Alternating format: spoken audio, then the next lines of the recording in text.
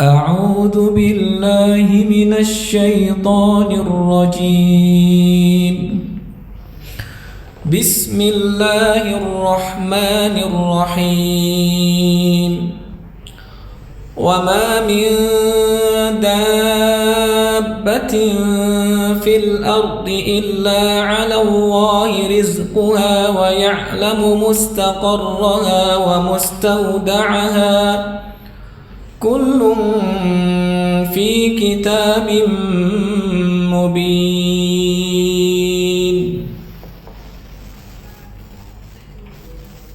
Masya Allah, luar biasa sekali. Halo sahabat Kemenak, Assalamualaikum warahmatullahi wabarakatuh. Waalaikumsalam warahmatullahi wabarakatuh.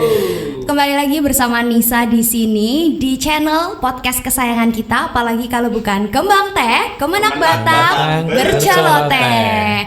Nah, spesial episode kali ini sudah dibuka dengan tartil tilawah yang begitu indah dari salah satu narasumber kita. Buat para sahabat-sahabat Kemenak yang udah kepo, siapa sih nih kali ini Nisa mau berceloteh bersama siapa sih ini? Kita akan bahas setelah ini, tapi buat sahabat-sahabat Kemenak jangan lupa untuk like, komen, dan subscribe juga di channel kesayangan kita. Karena like dari kalian, komen dari kalian, dan subscribe dari kalian sangat berharga sekali buat kita, bikin kita jadi lebih semangat. Dan siapa sih narasumber kali ini? Langsung aja kita tada! Ada dua narasumber hebat. Ada wajah yang sudah tidak asing lagi, familiar sekali. Ada Bapak Munif Kasih Bimas Islam Kemenak Kabupaten Batang. Boleh dong tepuk tangannya. Dan narasumber spesial kita ada Bapak, monggo Pak, diperkenalkan. Assalamualaikum warahmatullahi wabarakatuh. Perkenalkan, nama saya Muhammad Ahsin dari Wonotunggal, termasuk salah satu penyuluh agama Islam non PNS Kemenak Kabupaten Batang. Iya.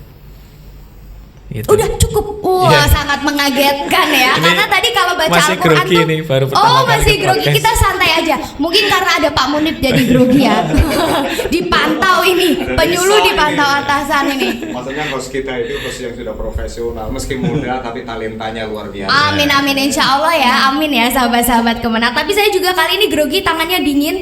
Tapi tadi setelah openingnya ada pembacaan ayat Al-Quran tuh berasa sejuk karena lain daripada yang lain, nggak kayak biasanya. Nah, Bapak Ahsin ini Pak Ustadz ya kalau kita panggilnya, salah satu penyuluh, tadi udah disebutkan ya, penyuluh dari Kementerian Agama Kabupaten Batang yang tanpa kita sadari sangat berprestasi dan bertalenta tinggi. Setinggi apa kita akan bahas, karena spoilernya nih ya, beliau ini sudah mengantongi, meraih beberapa juara dengan gelarnya pun yang nggak main-main. Boleh dong Pak di-spill, boleh dong dikasih tahu sahabat-sahabat Kemenak, juaranya yang udah diraih itu apa aja? Alhamdulillah, saya diberikan anugerah oleh Allah bisa mengikuti MTQ nasional. Ini yang kelima kalau yang tahun ini. Luar biasa, tepuk tangan dong sahabat Kemenak. Keren sekali. Pak Munif tuh bangga sekali ya, sumringah dari tadi. 5 kali, gimana nggak bangga ya Pak ya? Boleh, itu apa aja itu Pak? Juara apa aja ini? Saya mengikuti MTQ nasional. Itu yang pertama 2016 di NTB tapi nggak juara.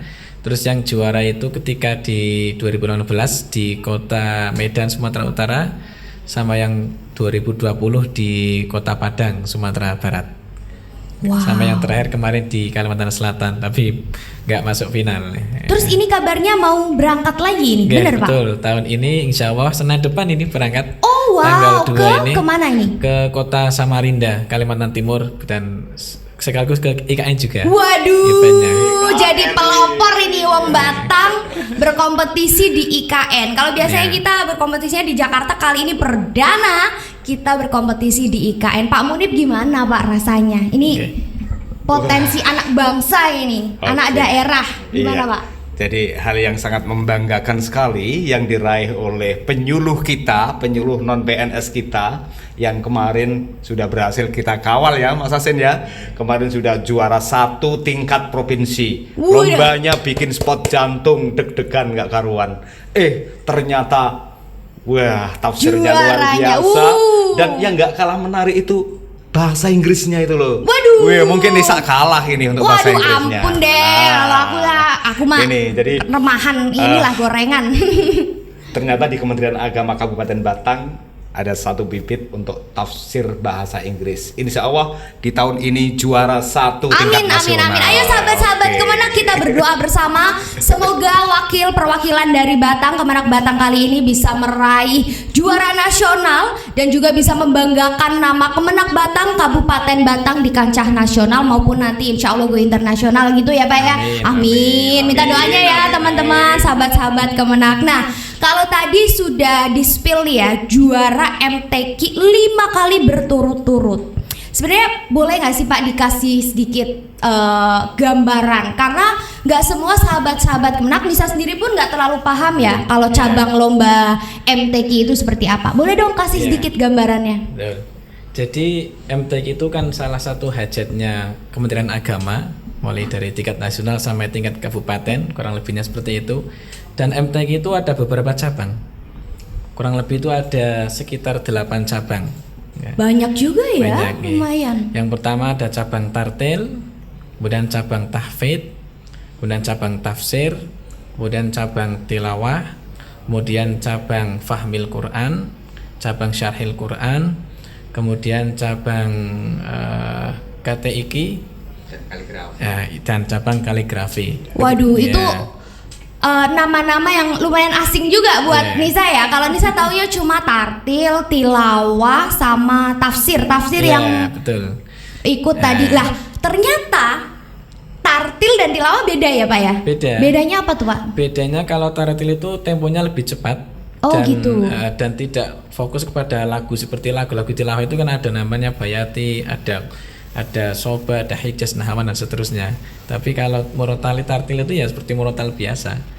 Ya, Oke, untuk gitu. yang Pak Asin tadi sendiri ikuti yang Tafsir bahasa Inggris. Bahasa Inggris lah, ada bahasa apa aja berarti? Ada bahasa Indonesia dan bahasa Arab. Bahasa Indonesia Iya. dan bahasa Arab, 3 berarti Iya, bahasa ya. betul. Tafsir bahasa Inggris, bahasa Indonesia, bahasa Arab. Terus Iya. tadi ada kaligrafi juga, Iya, terus betul. fahmil Quran. Iya. Fahmil Quran itu apa Pak kalau boleh Fahmil tahu? Quran itu seperti cerdas cermat Al-Quran. Oh, cerdas beregu Iya, berarti. beregu, betul. Oke. Iya. Terus ada syahil Quran. Dasar Quran itu seperti pemberian syarah atau ceramah tapi beregu. Beregu lagi. Ya, satu peserta itu untuk memberikan ceramahnya, yang satu peserta membaca Qurannya, yang satu menerjemahkan Qurannya. Oke. Tapi diiringi dengan retorika penampilan yang menarik sehingga ya mendapatkan aplaus dari penonton biasanya. Wow, peserta. keren ya ternyata Yeah. lomba MTQ ini. Pantesan Pak Munif itu selalu excited, semangat banget kalau mau Yeah. mengawal lomba MTQ karena ternyata semenarik itu ya Pak ya. Tapi yang ini yang nanti akan diikuti oleh Ustadz Asin, lebih menarik lagi ini Apa tuh, karena Pak? apa? Nanti harus beliau dituntut Qurannya 30 juz. Waduh. Hafal 30 juz itu. Jadi nanti langsung ditunjuk baca surat ini ayat sekian. Itu nggak boleh ada yang salah. Kalau ada yang salah langsung dedot gitu. Oh, Ini kalau sudah ada yang salah, baik Hofi maupun Jali, sudah keder ini Mas Asin sudah nggak bisa apa-apa. Oh, Tapi kalau gitu, tafidnya ya, ya. udah lancar, insya Allah tafsirnya belakangan akan lancar. oke. Itu. Insya Allah nanti lancar di nasional ya. Ya, Ah, jadi tafsir itu kan intinya begini, kita sebagai peserta itu harus punya hafalan Quran 30 juz. Itu yang Oh. pokok. Kalau tidak punya hafalan 30 juz ya nggak bisa ikut tafsir. Karena awalnya kita disuruh untuk hafalan dulu, baru ya. mentafsirkan gitu ya. Akan diuji dulu hafalannya. Biasanya kalau hafalannya bagus ya nanti tafsirnya mengikuti. Dan Dewan Hakim pun kan kalau melihat hafalannya bagus itu pasti semangat. Wah, ini peserta bisa menjaga Qurannya. Sebagus apapun tafsirnya, kalau tafsirnya jelek nggak bakal bisa. Oke, Jadi kontennya di situ, iya sih menariknya. ya. Tapi kalau Oke. dipikir di logika juga gimana bisa mentafsirkan kalau nggak hafal gitu kan ya? Iya, betul Bener sekali. ya. Nah itu jadi gitu ya sahabat-sahabat Kemenak, kurang lebih cabang lomba MTQ itu buat kalian sahabat-sahabat Kemenak yang interest atau pengen ikutan tertarik, langsung saja bisa daftarkan diri kalian kalau ada lombanya. Biasanya lombanya Iya. kapan Pak Munif ya kalau boleh tahu? Oke. Iya, untuk lomba yang MTQ ini biasanya 2 tahun sekali.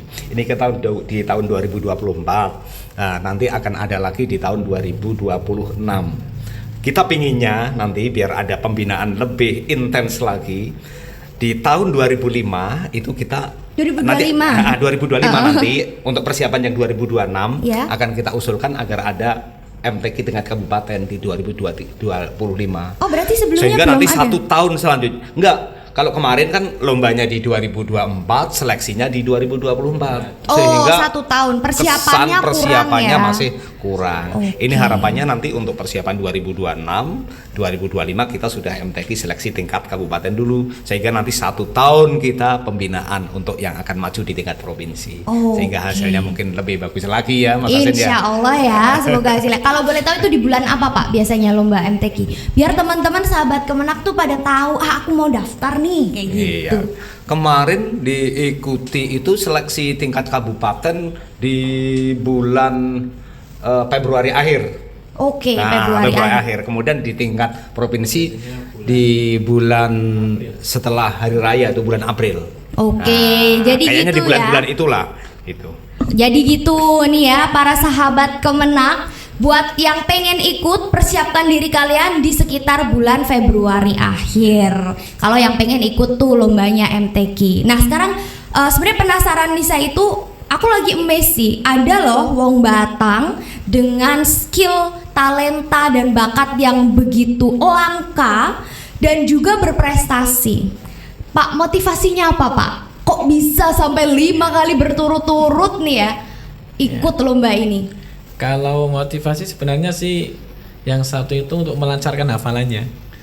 Justru saya itu hafalannya menjadi lancar karena ikut kompetisi.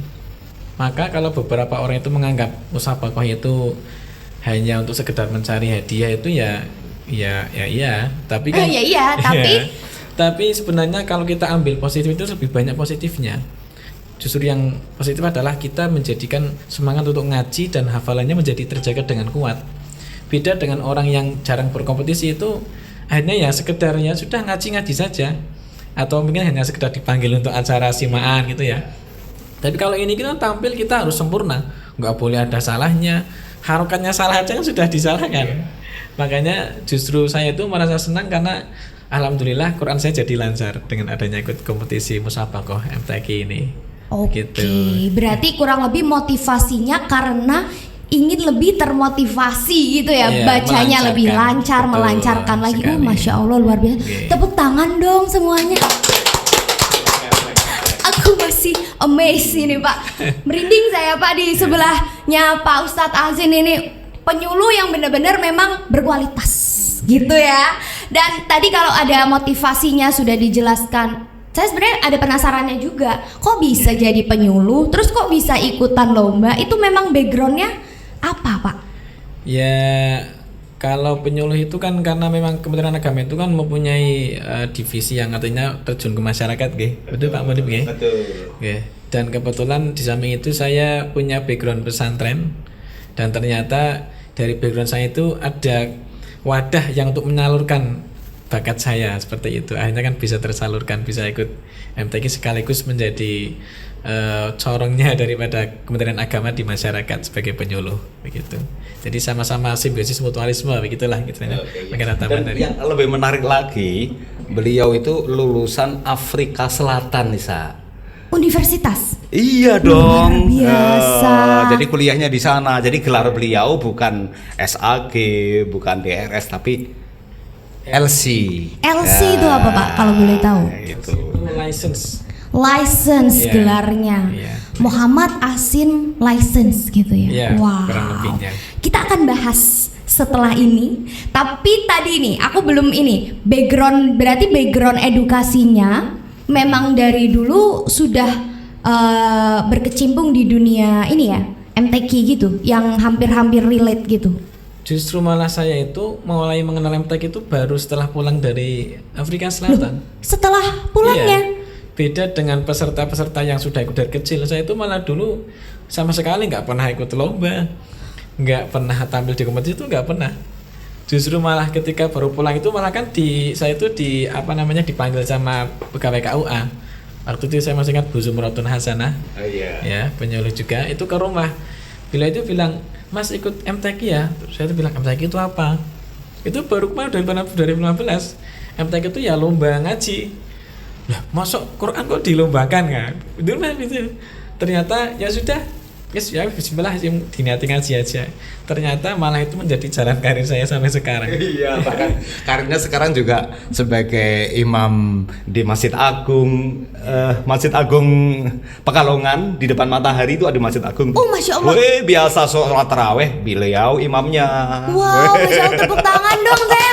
Potensinya luar biasa sekali. Benar begitu, Pak? Oke, sama Wow. di Semarang juga di Semarang. Masjid Kanwil Kementerian Agama juga. Luar biasa. Itu berarti memang awalnya tahu potensi diri bukan dari dulu yang memang suka berkompetisi Iya, itu ya. betul. Oh, Justru tahu malah. potensi diri justru setelah dari lulus universitas apa Betul tadi sekali. Namanya Afrika. University of Arabia Islamiyah Johannesburg, South Africa. Widih, nama universitasnya aja udah beda ya. University of Islamic Arabia Islamiyah. Arabia Johannesburg, Islamiyah Johannesburg. Johannesburg. South Aduh Africa. ribet banget, Masya Allah, ribet sekali. Kalau Nisa nggak mampu itu di sana, aduh luar biasa. Pak Meni bangga nggak Pak? Bangga banget ya. Makanya ini Wong nih. Batang loh ini. Dari tadi kan belum di tes itu Inggrisnya kayak apa. Kita akan tes Kayaknya Nisa Inggrisnya. kalah ini kayaknya. Waduh, nih sama apa remahan ya. Janganlah comparing aku terhadap siapapun. Ini pressure sekali ini di sini. Sahabat-sahabat Kemenak yang penasaran seperti apa skillnya, makanya jangan kemana-mana, tetap nonton di channel ini, like, komen, dan subscribe dulu. Nanti setelah itu kita akan langsung dari Pak Asin juara kita nanti. Tapi nanti dulu. Sekarang kita tanya-tanya dulu ya. Tadi dari Universitas Arabia Islamiyah. Arabia, aduh yang namanya panjang banget Yes. itu Johannesburg. Susah ya Pak ya. Itu jurusannya atau majornya itu berarti apa? Dulu saya ambil jurusan ilmu hadis. Ilmu hadis. Ya, cuma memang relate dengan tafsir. Kenapa? Karena ketika kita mengkaji tafsir itu nanti kan ada tafsir dengan hadis. Oh iya. Ya, akhirnya ya ketika saya ikut musabaqah ini ya sebenarnya ya seperti murojaah saja atau mutolaah saja, mengulang pelajaran yang sudah pernah dipelajari di sana. Seperti itu. Tapi ya memang akhirnya justru karena saya berkompetisi ini ya itu ilmunya akhirnya jadinya bermanfaat, berkembang. Betul sekali. Kalau enggak ya enggak jadi berkembang. Tuh ya sahabat Kemenak, yang namanya ilmu kalau nggak dipakai itu nggak berkembang. Justru karena dipakai terus menerus kayak pisau ya Pak ya, semakin Iya, diasah betul semakin sekali. tajam, semakin berkembang ilmunya. Makanya kalian tuh jangan males, jangan kayak aku. Oke, tadi kan background majornya memang relate. Tapi Betul. ada nggak sih kesulitan ketika maju lomba? Ya. Kalau kesulitannya sebenarnya ada di tahfidnya. Jadi orang yang musabaqah ini tahfid itu susahnya adalah mereka diberi soal itu acak. Dan acak itu kan nanti harus tahu tempatnya dan lanjutannya apa. Beda dengan orang baca dari awal juz itu kan enak.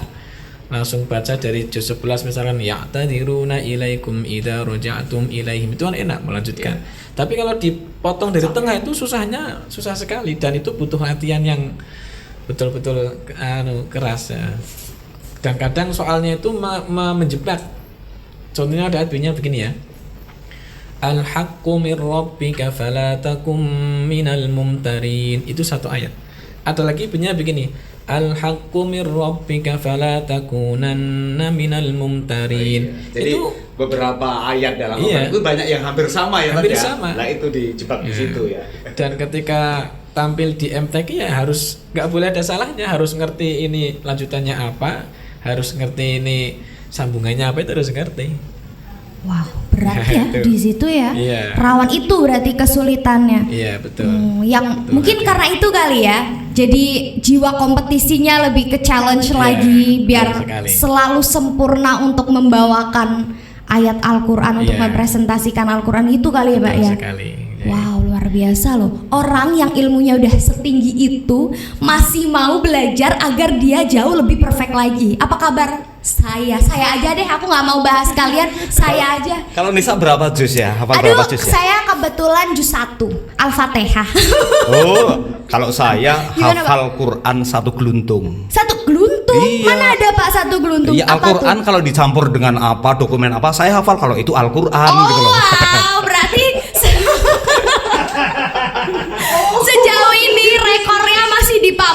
ya, dia hafal 1 geluntung Al-Quran. Ini yang juara tafsir aja kalah ini, 1 geluntung dimakan sama Pak Munib. Mohon maaf Bapak, ini jokes bapak-bapak ya. Saya juga tahu kalau begitu 1 geluntung. Berarti kita ada prestasinya Pak ya? Iya. Ya, 1 geluntung itu. Itu cara menghargai diri sendiri itu begitu ya, sahabat-sahabat Kemenak. Oke, balik lagi ke Pak Hasin ya. Dari sekian banyak lomba 5 kali, di 5 kali mewakili Jawa Tengah, terus maju ke nasional pun udah pernah final ya Pak ya? Udah. Tahun berapa itu Pak kalau boleh tahu? 2018 sama 2020. Wah, 2018 sama 2022 ya, kali. 2 kali, ya. Terus berarti Yang paling menarik itu justru yang 2020. kenapa itu? Karena sebelum berangkat itu kan saya kan COVID. Nah ini sebenarnya aku mau tanya cerita menariknya ini sahabat-sahabat Kemenak. Pas banget, gimana itu Pak kalau boleh tahu ceritanya? Jadi kan waktu 2020 itu kan di MTQ Padang itu ya, itu kan setiap peserta itu harus berangkat itu harus swab. Nah, Oh harus iya, swab, zaman ya, COVID. PCR ya betul. Ternyata di antara peserta yang jumlahnya 54 itu kafilah Jawa Tengah itu 8 orang itu positif, termasuk saya. Waduh, Wah. jadi berangkat lomba? Nah itu pesawat itu kalau nggak salah flight itu kalau nggak salah saya masih ingat itu hari Kamis. Kita keluar swab itu hari Selasa, ternyata saya positif dan akhirnya kita diputuskan nggak bisa berangkat. Setelah kafilah berangkat terbang itu kami diputuskan dikembalikan ke daerahnya masing-masing. Waktu itu ramai, mungkin saya kan tadi saya bilang itu orang pertama yang terkena positif Wonotunggal itu ya saya mungkin. Pelopornya ini berarti ini pelopor trendsetter COVID di Wonotunggal ya. Akhirnya Rabu itu kan pulang, ternyata dapat info dari official Jawa Tengah itu coba kita swab pulang di daerah masing-masing. Akhirnya saya swab lagi hari Kamis di Rumah Sakit Bendan waktu itu dulu.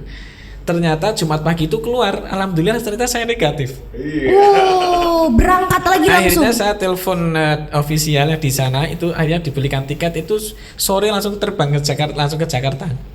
Oh, Dari untung masih di Jakarta ya. Iya. Coba di Jakarta kalau di terus IKN. saya terbang Sabtu pagi ke Padangnya, Sabtu pagi. Sampai sana itu jam 9. Terus saya langsung ke hotelnya Panitera Pusat.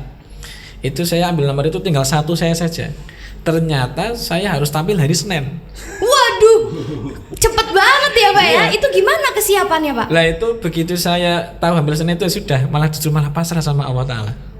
Sudah nggak belajar, sudah nggak ngaji, pokoknya Bismillah itu niatnya adalah ngaji. Ya. Dan alhamdulillah ternyata malah saya masuk final lagi. Masuk final. Yang kedua kalinya. The power of pasrah. Ya betul sekali.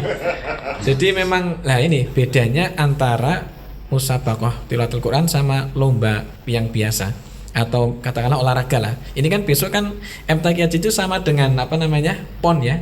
Kalau nggak salah pelenggaraannya. Itu beda, kalau MTQ itu tergantung niatnya kita. Kalau niatnya kita itu untuk ngaji dan ikhlas temenan itu betul-betul diberikan kemudahan oleh Allah. Tapi kalau niatnya itu urusan duniawi itu saya yakin pasti nggak bakal berhasil. Betul sekali. Oke, itu berarti intinya pasrah. Tapi ini pertanyaan terakhir. Nggak jadi terakhir.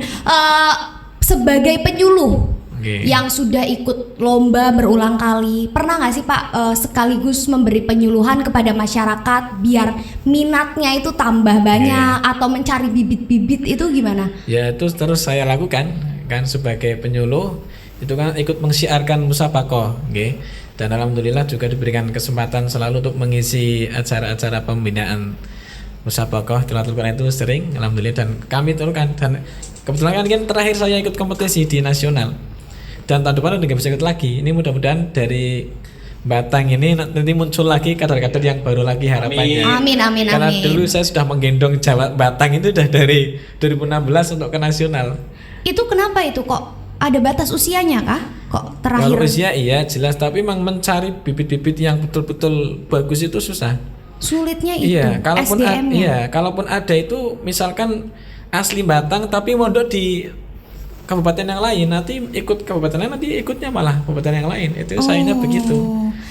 Ada faktor lain seperti kurang publikasi nggak Pak? Kalau Iya, ada. Ada juga ya. Kebetulan juga kan pondok-pondok yang di Batang ini belum terlalu konsen dengan concern dan concernnya beda ya. betul Iya, sekali iya. ya. Jiwa kompetisinya juga Betul. belum terlalu Iya, betul dipupuk sekali. gitu ya. Oke, Oke. semoga Ini gimana Pak? Nah, tahun besok meski beliau sudah tidak bisa ikut lomba, itu nanti beliau naik derajat Sebagai juri. sebagai juri. Iya dong, Jadi dari Batang nanti harusnya akan gitu. muncul juri gitu Iya loh. Nah, ini akan dong. mewakili. Dari Batang akan tetap keren karena Iya. ada jurinya dari Batang di situ. Waduh, luar biasa sekali. Nah, semoga untuk sahabat-sahabat Kemenak dan di luar sahabat-sahabat Kemenak siapapun itu yang semoga setelah ini bisa ada orang yang mau untuk mewakili Kabupaten Batang dan berlatih juga ya. Sebagai MTQ, semoga bibit-bibitnya jauh lebih banyak lagi, amin. Biar Pak Munib di sini Amin. lebih sumringah lagi gitu ya. Dan ada satu lagi Pak, pesan dong Pak buat para orang-orang, pemuda atau siapapun itu di luar sana, biar mereka itu aware atau ya at least aware lah dia dengan MTQ ini gimana? Dari Ya. Pak Ahsin dulu.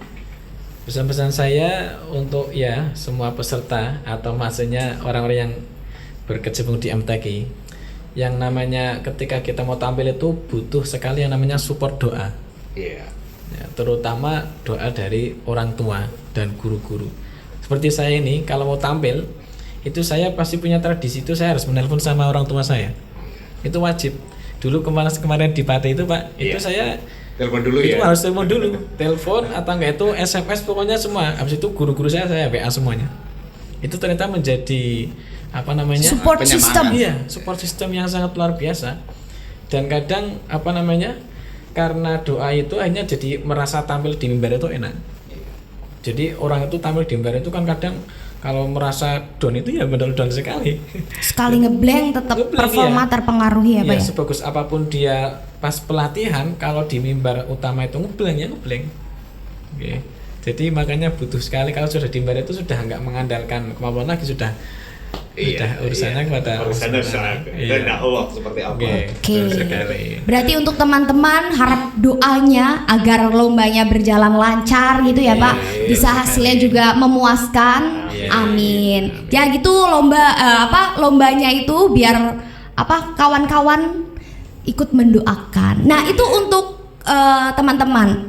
Kalau misalkan buat teman-teman yang lain agar dia jiwanya lebih terpupuk lagi, ada rasa keinginan untuk ikut lomba, pesannya apa Pak kira-kira? Ya, kalau sebenarnya MTQ ini kan salah satu wadah dari Kementerian Agama itu untuk memfasilitasi santri-santri yang berbakat, okay? Dalam arti punya hafal Quran itu bisa untuk ditularkan atau ditunjukkan bagaimana dia ngajinya. Dan karena dengan adanya MTQ juga itu kan akhirnya jadi santri-santri yang santri itu kan kadang image-nya itu kan sederhana. Tapi karena ada MTQ ini kan santri bisa pergi naik pesawat, bisa nginep di hotel bintang 5, itu berkahnya ngaji. Makanya ayolah ikut MTQ, kita siarkan Al-Qur'an ya, kita itu keuntungannya untuk diri kita sendiri juga. Dan itu yang bangga bukan hanya diri sendiri, orang tua bangga, guru bangga, kabupatennya semuanya pasti bangga. Nah, seperti itulah. Seperti itu ya sahabat-sahabat Kemenak, syiar is not that bored lah, tidak semembosankan itu dan ada advantage yang bisa kita ambil juga untuk diri sendiri. Nah, kalau dari Pak Munib biar lebih memotivasi generasi-generasi muda, biar bibitnya bertambah apa Pak yang mau disampaikan nih? Oke, jadi mengikuti musabaqah tilawatul Quran itu tidak hanya sekedar musabaqah ya, tapi salah satu nilai yang tertanam di situ adalah ibadah. Karena di situ kita bertilawah, di situ kita mempelajari Al-Qur'an, di situ kita menghafal Al-Qur'an dan sebagainya. Untuk itu buat para generasi muda di Kabupaten Batang yang punya talenta di bidang ilmu Al-Qur'an, ayo tahun depan kita ikuti musabaqah tilawatil Quran. Mulai dari tingkat kabupaten, provinsi, sampai tingkat nasional. Luar biasa. Itu tadi pesan-pesan dari para champion dan para petinggi ini, petinggi Kemenak untuk kalian semua. And after our long talk about this MTQ, udah saatnya nih ya buat para sahabat-sahabat Kemenak yang waiting for this chance.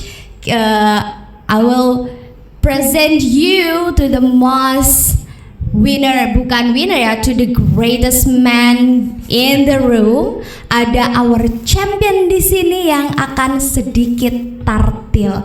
So, Bapak Ustadz Asin, the time is yours. Yeah, thank you very much, and I will try to give some of the interpretation in English. All right. Of course, I will English. read one verse, then I will convey the message of the verse. Of course, okay. I will read the same ayah that I read before. Okay, the previously. أعوذ بالله من الشيطان الرجيم. بسم الله الرحمن الرحيم. وما من دابة في الأرض إلا على الله رزقها ويعلم مستقرها ومستودعها كل في كتاب مبين. Allah subhanahu wa ta'ala says in this verse that وَمَا مِن دَابَّةٍ, there is no creature. Creature is mean like animal who live in the earth. Fil ardi illa 'ala Allahi rizquha. Allah Ta'ala is responsible upon their sustenance.